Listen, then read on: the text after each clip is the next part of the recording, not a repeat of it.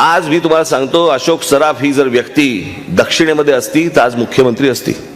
पण एखाद्या अधिकाऱ्याला असं बक्षीस मिळालं की वाटायचं की आपल्याला पण असं बक्षीस मिळावं. पण आज या बक्षिसाबरोबर आम्हाला आणखी एक बक्षीस मिळालंय, मेंटल सर्टिफिकेट. अशोक सराफ यांना 11 महाराष्ट्र राज्य चित्रपट पुरस्कार आणि 4 फिल्मफेअर पुरस्कारासह अनेक पुरस्कार मिळाले. त्याचबरोबर त्यांना 2015 साली मराठी चित्रपट सृष्टीतील महानायक म्हणून देखील पदवी देण्यात आली. अशोक सराफ, लक्ष्मीकांत बेर्डे, सचिन पिळगावकर आणि महेश कोठारे यांच्या जोडीने मात्र 1985 पासून मराठी सिनेमेसृष्टीमध्ये कॉमेडी सिनेमांची लाटच निर्माण केलेली होती. आपल्या लाडक्या अशोक मामांचा जन्म मुंबई येथे 4 जून 1947 रोजी झाला. ज्येष्ठ अभिनेते अशोक कुमार यांच्या नावावरनं त्यांचे नाव अशोक ठेवण्यात आलेले होते. अनेकांना असा देखील प्रश्न पडतो की अशोक सराफ यांना अशोक मामा का बोलले जाते, तर त्यामागे देखील एक रंजक गोष्ट लपलेली आहे. अशोक सराफ यांच्या सेटवरती एक कॅमेरामॅन होते.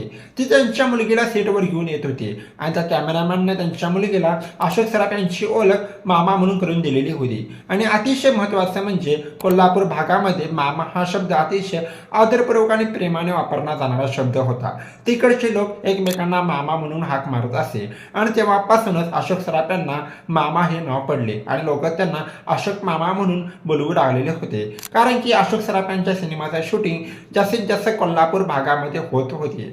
त्यामुळे अशोक सराफ यांना लोक अशोक मामा म्हणून हाक मारत असे.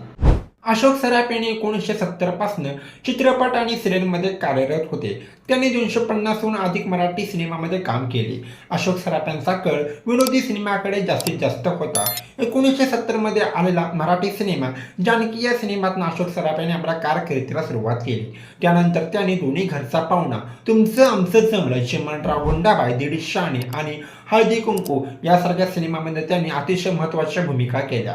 1970 ते 1980च्या दशकामध्ये लक्ष्मीकांत बेर्डे, सचिन पिळगावकर आणि महेश कोठारे यांच्या सभेत त्यांनी मराठी सिनेमामध्ये काम करत राहिले. अशी ही बनवाबनवी, आईच्या घरात घरोबा, बाळाचे बाप, ब्रह्मचारी, भूताचा भाऊ आणि धूमधडाका हे लोकांनी डोक्यावर घेतलेले सिनेमे होते, ज्यात अशोक मामाने अतिशय महत्त्वाची अशी भूमिका केलेली होती. त्याचबरोबर अशोक मामा यांनी अनेक फिल्म हाऊस हे स्वतःचे प्रोडक्शन हाऊस देखील सुरू केलेले आहे, जे त्यांची पत्नी निवेदिता सराफ आता सांभाळते. जाणता राजा या महानाट्यामध्ये छत्रपती शिवाजी महाराजांना अशोक मामाने आवाज दिला नाही, कारण की महाराजांच्या पात्रासाठी मी आवाज द्यावा एवढी माझी कुवत नाही असे अशोक मामा बोलले होते.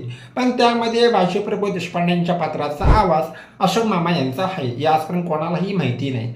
दादा कोंडके यांच्या पांडू हवालदार सिनेमाची इतकी हवा होती की त्यावेळी जेम्स बॉन्डच्या सिनेमाला सुद्धा जागा नव्हती. कोहिनूर थिएटरला पांडू हवालदार सिनेमाचं प्रीमियम होतं. 1975 मध्ये आलेला पांडू हवालदार सिनेमा अशोक सराफ यांचा करिअरचा टर्निंग पॉईंट होता. जेव्हा पांडू हवालदार सिनेमाचं प्रीमियम होतं तेव्हा लोकांनी अशोक सराफ यांना बघण्यासाठी एवढी गर्दी केलेली होती की अक्षरशः त्यांना 3 तास लागले होते तिथून बाहेर पडण्यासाठी. सिनेमामध्ये दादा कोंडके मुख्य भूमिकेमध्ये होते आणि अशोक सराफ यांनी सेकंड लीड भूमिका करून सुद्धा लोकांना त्यांची भूमिका अतिशय चांगली आवडलेली होती.